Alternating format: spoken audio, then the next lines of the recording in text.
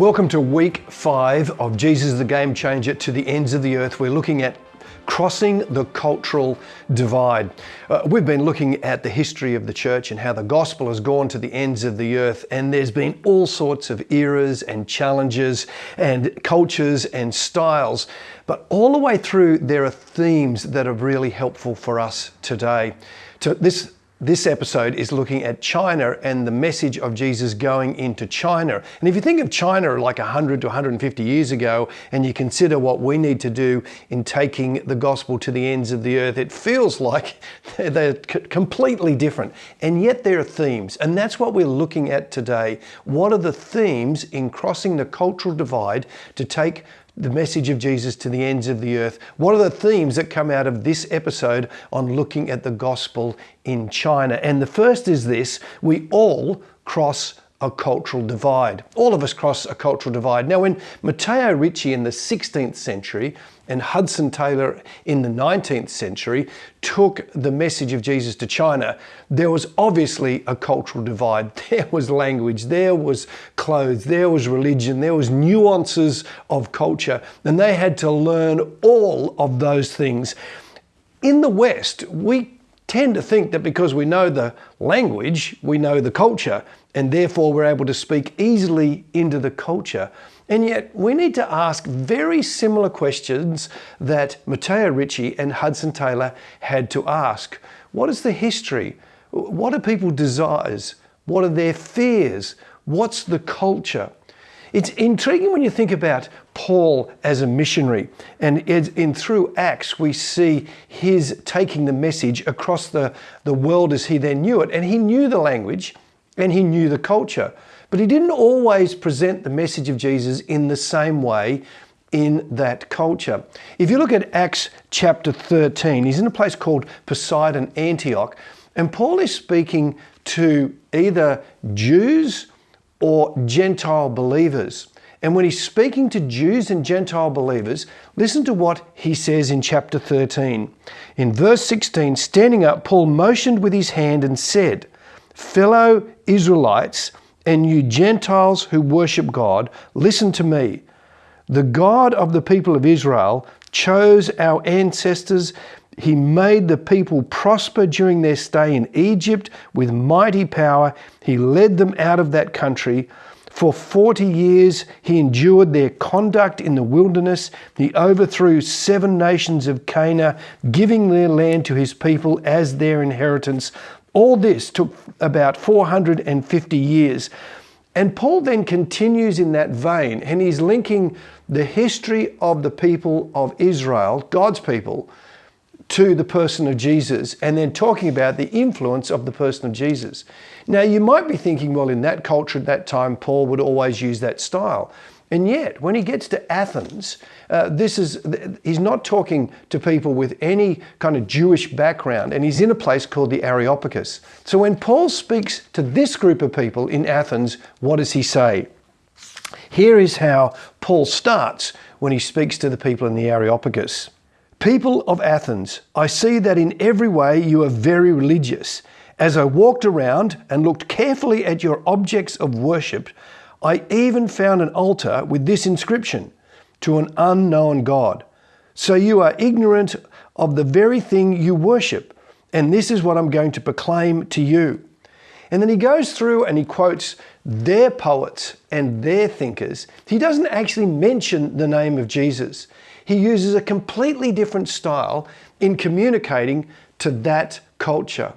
We need to ask the same questions as we share the gospel. What is the culture? What are people's dreams? Where do we connect? Secondly, we need to go to them. When the gospel went to China, the gospel was taken to the people, especially by Hudson Taylor. Here's Darrell Ireland talking about taking the gospel to people. Protestant missions in China had largely found themselves gathering in Western-controlled parts of China, or at least where there was a lot of Western influence, and they would begin to recreate little Western enclaves and invite people into those, to the church that were based in there. And it was very much sort of, you come to us. And Hudson Taylor breaks this mold and flips it on his head and says, no, the gospel is going to you. Taylor called his mission the China Inland Mission, and that's because he wanted to take the message of the gospel to where the bulk of the people were, to the 18 provinces. And the only way to do that was to get out of the safe treaty ports and go to inland China. You know, we need to consider that even again today. With the COVID-19 pandemic, we're actually more interested in the word quarantine and what that means. For a long time, quarantine was just a part of travel. This actually started way back in the 14th century, and especially ships coming out of Venice, and people concerned about getting plagues or diseases would quarantine people for 40 days. I actually found out that quarantine is Italian for 40 days. That's what the word actually means. Here in Sydney, at North Sydney, there's a quarantine station. And from the 1830s right up to the mid-1900s, people who came in from overseas, when there was a fear of them bringing disease, they were quarantined away from the community. We're seeing that again today. The funny thing is, the church is that we can do the opposite. The church can become a quarantine for people away from the community to stop the infection of the community getting into the church. And it's almost like we quarantine ourselves away from everybody. In a way, what we often ask people to do is, hey, leave where you are and join us in quarantine so we can tell you about Jesus. What we need to do, just like Hudson Taylor did, was to get beyond the safety of our quarantine station and go to where the people are. One of the challenges of doing that is you've got to discern what you can embrace and what you can stand against. What is it okay to do and be a part of, but what do you need to stand against? That was true from the early church. We just heard in the last couple of weeks, Craig Keener talking about people, Christians, followers of Jesus, being asked to offer an incense of worship to the emperor. And when they wouldn't, they were killed. It was something that they stood against. There was a lot of discussion in the early church about things like food sacrificed to idols. There was idol worship, and they would burn meat on the altar. The meat that wasn't used up in the worship of pagan gods would actually then be sold the next day in the markets. And Christians were kind of at odds about whether you could actually buy and eat that meat sacrificed to idols. That was true in China as well, so that when Matteo Ricci or Hudson Taylor both faced the same issues, they started to dress as the Chinese did. They did their hair the way the Chinese did. They were involved in the culture. And yet there were things that they stood against. One of the major issues was actually ancestral worship, and the sweeping of the graves. Was that just honoring the generations of the past, or was that worship that the church should stand against? And the Catholic Church in China actually changed its mind over the centuries a couple of times on that issue. It's what you stand for and you can embrace, and what you need to stand against. I mean, I'm part of a Baptist church, and if you go back to the 1950s, Baptists were known for what they didn't do. You know, there were things like movies, and even in extreme situations, makeup and alcohol and dancing. You know, those are the things that we tended to stand against as Baptists. We need to ask ourselves, what can we embrace? What can we do to take the gospel to people in our community? Paul was faced with this. And Paul actually talks about what he would do to take the gospel message to as many people as possible. In 1 Corinthians, in the letter to the church at Corinth, in chapter 9, here's what he writes.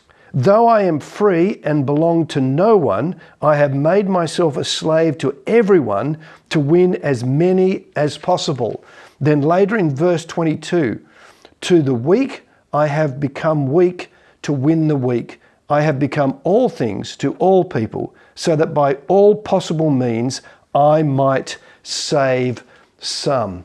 Here is Paul, not saying that he's changing the gospel message. The gospel message doesn't change, but how we present it does. What is it that we can embrace? What do we need to stand against? Fourthly, we need to get ready, to be prepared. Hudson Taylor prepared himself to go to China for many years. Here's his great-great-grandson, James Hudson Taylor IV, talking about Hudson Taylor's preparation. So he did away with his feathered pillow. He did away with, a nice mattress on his bed. He exercised. So there was a physical awareness as well. He tried to teach himself Chinese by copying out the Gospel of Luke in Chinese and learned probably 400, 500 characters along the way. So there was a number of things I think that he saw as critical. And certainly the whole aspect of faith and dependence upon God, a lot of that emerged out of his experience those years in medical school and the awareness that God was faithful and God heard prayer and answered prayer. And so it was with that kind of assurance of God's presence that he went then to China to serve. But it wasn't just his preparation physically that Jamie Taylor just talked about, but there was actually a trust, a faith preparation that Hudson Taylor had to make. There's a very interesting story when he was preparing. He was training to be a doctor. He worked for another doctor and he was in Hull. And part of his preparation was a preparation of faith and trust. And he decided that even though he only got paid once every 3 months, can you imagine that? He only got paid once every 3 months. He would never remind the doctor he worked for that he was owed the money. He would trust God. And the doctor apparently forgot on a fairly regular basis. On a Sunday, Hudson Taylor would go to areas to work in churches, and they were often poor areas of Hull. So this particular time, the doctor had forgotten to pay him. He only had in his pocket a half-sovereign silver coin. He had basically no food left. He had rent that he owed to his landlady, but he wanted to trust God. So at the end of the day, it's about 10 o'clock at night, he's about to go home after a ministry all day of churches in the community on a Sunday, and a man came to him and asked to come to his home to pray for his wife who was unwell. So Hudson Taylor goes to this place and he gets taken to the poor areas, the slums of Hull. He goes into this room and here's this poor, desperate woman who was incredibly unwell. She'd only just had a baby in the last 2 days. There were 4 to 5 other children in the room. They were in a desperate place. Basically, they needed support. And Hudson Taylor only had this one coin in his pocket. And the man had asked him to pray, and he's about to pray. And as he starts to pray, he felt God say to him within his spirit, "You hypocrite! How dare you pray for these people with the half-sovereign coin in your pocket?" And Hudson Taylor decided to give it up. He reaches into his pocket and he hands over his last money. He said he went home that night with his pocket and his heart lighter. It was an act of trust and faith. We need to prepare ourselves, just like Hudson Taylor did, in our language, in our training, in knowing the culture, but let's prepare our heart as well. Talk about Jesus and the gospel as you go. Over the last few weeks, we've talked about Matthew chapter 28, the Great Commission. In the Great Commission, the command is not actually to teach and preach the gospel. The command in the Great Commission is to go.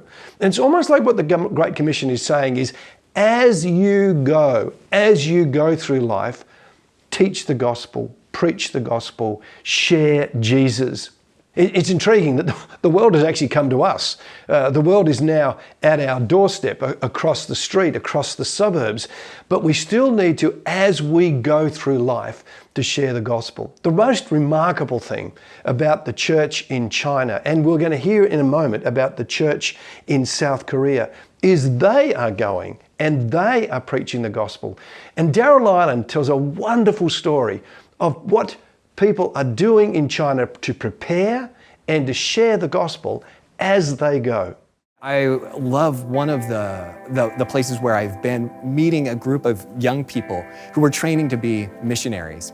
And during the daytime, they were learning how to cut hair. And so they were getting a degree in hair cutting as barbers. But then in the evening at school, they would gather together and they would do Bible study. They were studying mission theory and evangelism, and then also a foreign language. In this case, they were studying Urdu together. And at graduation, they were handed a diploma that said, you are now certified in China to cut hair, and given a pair of scissors. But then they were also given sort of a silent charge that said, and now go in the name of Jesus Christ with these scissors to the ends of the earth. And the idea was, wherever you go, you can always find someone who needs a haircut. And that can buy enough rice for you to walk to the next town, and then to the next town, and to the next town, until you reach somewhere like Pakistan, where you can be a missionary for Jesus, cutting hair and sharing the good news. Isn't that a great story? The last thing that we want to say, the last theme we want to take out of crossing the cultural divide from this episode of looking at China is to remain faithful. Here is Jamie Taylor talking about the end of Hudson Taylor's life. It's interesting because the last time he traveled through China was in 1905. He died on June the 3rd, 1905. And his desire on that last trip to China was to visit two provinces, the province of Henan and the province of Hunan, which are sort of in the central part of China. And the reason why he wanted to go to those two provinces was because those were the last provinces to open their door to missions. The day he saw missionaries in those two provinces would be the day that the Lord took him, that his mission on earth was complete, that the gospel had gone into these 18 unoccupied provinces. And through the efforts of CIM missionaries, the church had been established in these 18 provinces. Isn't that a fabulous picture? All those years later, to go back to China and say, my work here is done. It's complete. You know, it's very similar to Paul. Paul wrote to his friend Timothy. And when he wrote to his friend Timothy in the second letter we have, he talks about the end of his life. And this is what he says: "For I am already being poured out like a drink offering, and the time for my departure is near. I have fought the good fight. I have finished the race. I have kept the faith." Wouldn't it be great that each of us could reflect on those words and say, I've fought the good fight. I've finished the race. I've done what God has called me to do. It was true of Hudson Taylor. It was true of Paul. It'd be wonderful that it would be true of each of us as well. The gospel going to the ends of the earth was no accident. It wasn't just some cultural phenomena. The church didn't ride on the back of colonialism, as some have suggested, but this was focused effort. There's remarkable courage. We've seen careful thought and planning and undaunted commitment, personal sacrifice and deep faith, all of it empowered by the Holy Spirit. We are the recipients of this heritage. In the episode where we look at Korea and Japan, we interviewed Dr. Billy Kim. And Dr. Billy Kim reflected that 135 years ago, Presbyterian and Methodist missionaries came to Korea to bring the message of Jesus. And Dr. Billy Kim's reflection was, now it's our time. Now it's our turn. It's our turn across the globe.